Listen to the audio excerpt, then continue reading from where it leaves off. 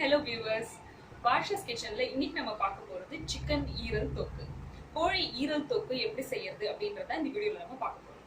So இதுக்கு முக்கியமான ingredient பார்த்தீங்கன்னா இதோட மசாலா தான். ஸோ இந்த ஈரல் தொக்கு செய்யறதுக்கு தேவையான மசாலா பார்த்தீங்கன்னா பட்டை, கிராம்பு, ஏலக்காய், ஒரு ஸ்பூன் சோம்பு, அப்புறம் ஒரு ஸ்பூன் மிளகு போட்டு அரைச்சி எடுத்து வச்சிருக்கேன். இந்த மசாலா தான் இந்த ஈரல் தொக்குக்கு நான் போட போறேன். ஸோ அதே மாதிரி இந்த சிக்கன் ஈரலாக இருக்கட்டும், இல்லை எந்த நான்வெஜ்ஜாக இருக்கட்டும், உங்களுக்கு கவுச்சியே இல்லாமல் இருக்கணும் அப்படின்னு நினச்சிங்கன்னா அதுக்கு கொஞ்சம் தாராளமாக இஞ்சி பூண்டு பேஸ்ட்டும் அப்புறம் கொத்தமல்லியும் போட்டிங்கன்னா அந்த கவுச்சி வாசனையும் சுத்தமாக இருக்காது. ஸோ இந்த வீக்கெண்ட் ஸ்பெஷலில் வாங்க பார்க்கலாம் சிக்கன் ஈரல் தொக்கு எப்படி செய்யறது. இந்த ஈரல் தொக்குக்கு நம்மளுக்கு ரொம்ப மினிமம் இன்க்ரீடியன்ட் தான் தேவை. ஸோ இதுக்கு ஃபஸ்ட்டு ஒரு கடாய் வச்சுக்கோங்க. ஒரு கடாயில் ஒரு 4லேருந்து 5 டேபிள் ஸ்பூன் வரைக்கும் நீங்கள் எண்ணெய் ஊற்றிக்கணும். எந்த எண்ணெய்னாலும் நீங்கள் இதுக்கு ஊற்றிக்கலாம், நல்லெண்ணெய் மட்டும் ஊற்றிக்காதீங்க. எண்ணெய் கொஞ்சம் சூடானதுக்கப்புறமா இதில் நம்ம மசாலா போட போகிறோம். ஸோ அதுக்கு முன்னாடியே நீங்கள் ஈரலெல்லாம் நல்லா க்ளீன் பண்ணி வாஷ் பண்ணி எடுத்து வச்சுக்கோங்க. ஸோ இங்கே பார்த்தீங்கன்னா இப்போ ஒரு ஈரல் ஃபுல்லாக நான் எடுத்திருக்கேன். ஒரு 1/4 கிலோ ஈரல் இதுக்கு தேவையான மசாலா தான் இதில் நான் போடுறேன். ஸோ இந்த மசாலா பார்த்தீங்கன்னா ஒரு 2 டேபிள் ஸ்பூன் வரைக்கும் மசாலா இதில் இருக்கும். நீங்கள் மசாலா அரைச்சிட்டு நிறைய இருந்துச்சுன்னா கூட 2 ஸ்பூன் மட்டும் இதில் போட்டிங்கன்னா போதும். போட்டுட்டு இது நல்லா கொஞ்சம் ரோஸ்ட் ஆகிற வரைக்கும் வெயிட் பண்ணலாம். ஒரு 2 நிமிஷம் இது நல்லா கொஞ்சம் வதங்கட்டும். அதுக்கப்புறமா இதில் இந்த தொக்குக்கு தேவையான நறுக்கி எடுத்து வச்சிருக்கிற வெங்காயத்தை இதில் நான் போட்டுறேன். ஸோ வெங்காயம் பார்த்தீங்கன்னா மீடியம் சைஸ் வெங்காயமாக இருந்துச்சுன்னா 2 வெங்காயம் போடுங்க. பெரிய வெங்காயமாக இருந்துச்சுன்னா 1 வெங்காயம் போட்டாலே போதும். இப்போ வெங்காயம் நல்லா வதங்கட்டும் ஒரு 5 நிமிஷம் வரைக்கும். வெங்காயம் வதங்கினதுக்கு அப்புறமா இதில் நம்ம தக்காளி சேர்த்துக்கிறோம். இதுக்கப்புறம் நம்ம எந்த மசாலாவும் இதில் சேர்த்துக்க போகிறதில்ல, ஏன்னா எல்லா மசாலாவையும் நம்ம பவுடர் பண்ணி இதில் சேர்த்துட்டோம். வெங்காயம் தக்காளி நல்லா வதங்கணும். நல்லா வதங்குற வரைக்கும் நம்ம இதை வெயிட் பண்ணலாம். ஒரு 5 நிமிஷம் ஆகும்.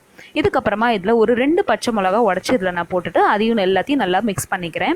இப்போ இந்த வெங்காயம் தக்காளி எல்லாம் நல்லா வதங்கிட்டு அடுத்து நம்ம இஞ்சி பூண்டு பேஸ்ட் இதில் போட போகிறோம். வெங்காயம் தக்காளியெல்லாம் வதங்கி தக்காளியெல்லாம் நல்லா ஸ்மாஷ் ஆனதுக்கப்புறமா இதில் நம்ம இஞ்சி பூண்டு பேஸ்ட் போடணும். ஸோ ஏற்கனவே நான் சொன்ன மாதிரி இஞ்சி பூண்டு பேஸ்ட் நீங்கள் ஃப்ரெஷ்ஷாக போடுங்க ஒன்று. இன்னொன்று கொஞ்சம் தாராளமாக போட்டிங்கன்னா இந்த ஈரலில் இருக்கிற அந்த கவுச்சி வாசனை உங்களுக்கு சுத்தமாக இருக்காது.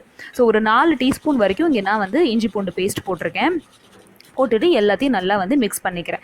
இந்த இஞ்சி பூண்டு பேஸ்ட்டை இப்போ நம்மளுக்கு கிரேவி ரொம்ப கொஞ்சம் திக்காக இருக்குது, அடியில் பிடிக்கிறதுக்கு சான்ஸ் இருக்குது அப்படின்றதுனால கொஞ்சமாக இதில் தண்ணியும் சேர்த்துக்கிறேன். தண்ணி சேர்த்துட்டு மிக்சிலேயே அரைச்சி அந்த இஞ்சி பூண்டோட கொஞ்சம் மிச்சம் இருந்துச்சு. ஸோ அதுலேயே நான் தண்ணி கலக்கி இதோட நான் சேர்த்துட்டேன். ஸோ இந்த இஞ்சி பூண்டெல்லாம் சேர்த்து இது ஒரு 4 நிமிஷத்துக்கு நல்லா வேக வைக்கணும் லோ ஃப்ளேமில் நல்லா கொஞ்சம் வேக வச்சதுக்கப்புறமா இதில் நம்ம மசாலா சேர்த்துக்கலாம். மசாலாவில் பார்த்தீங்கன்னா இதில் நீங்கள் மிளகாத்தூளும் தனியா பொடியும் சேர்த்துக்கலாம்.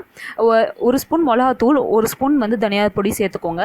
அப்படி இல்லைன்னா 2 ஸ்பூன் கலந்த தூள் சேர்த்துக்கலாம். இப்போ என்னோட கலந்த தூளில் காரம் நிறையா இருக்கும் அப்படின்றதுனால நான் இன்னும் கொஞ்சம் நிறைய மிளகாத்தூள் சேர்த்துக்கல.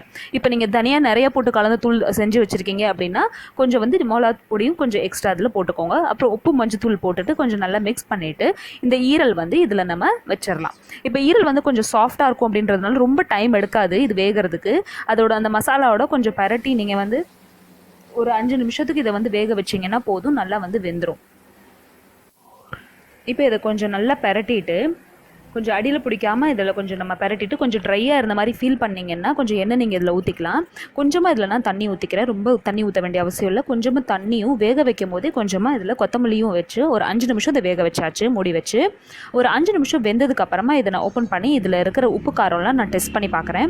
இப்போ உப்பு காரம் கம்மியாக இருந்துச்சு அப்படின்னா அதுக்கு தப்பில் நீங்கள் அட்ஜஸ்ட் பண்ணிக்கலாம். இப்போ இங்கே உப்பு கொஞ்சம் கம்மியாக இருக்குது அப்படின்றதுனால நான் கொஞ்சம் உப்பு சேர்த்துக்கிட்டேன். காரம்லாம் கரெக்டாக இருக்குது. ஏன்னா பச்சை மிளகாவோட காரமும் மறுபடியும் இறங்கும். அதே மாதிரி ஈரல் செஞ்சதுக்கப்புறமா இந்த மாதிரி நீங்கள் கொஞ்சம் அதை உடச்சி பார்த்து தான் அது வெந்துருச்சா அப்படின்றது நீங்கள் செக் பண்ணணும். இப்போ ஒரு 5லேருந்து 7 நிமிஷம் தான் ஆயிருக்கு அப்படின்றதுனால இன்னும் கொஞ்சம் இது வேகணும். அதனால இதை மூடி வச்சிடலாம். இதை மூடி வச்சு இன்னும் ஒரு 4லேருந்து 5 நிமிஷம் அதை வேக வைக்கலாம்.